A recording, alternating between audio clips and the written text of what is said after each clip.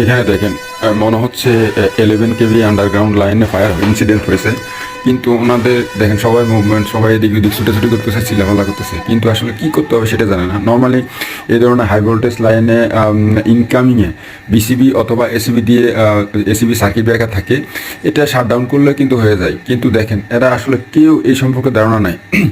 কিন্তু এই আপনার মনে রাখবেন যে ঘরবাড়ি, দোকানপাট, ব্যবসা প্রতিষ্ঠান অথবা এই ধরনের কলকারখানায় যেখানে হাই ভোল্টেজ লাইন থেকে আসবে, অর্থাৎ 33 কেভি হোক আর 11 কেভি হোক, ইনকামিংয়ে অবশ্যই একটা বিসিবি অথবা এসিবি থাকবে, যেটা আপদকালীন আপনার একটা লাল বাটন আছে, লাল বাটনের টিপ চাপ দিবেন, অটোমেটিক শাটডাউন হয়ে যাবে।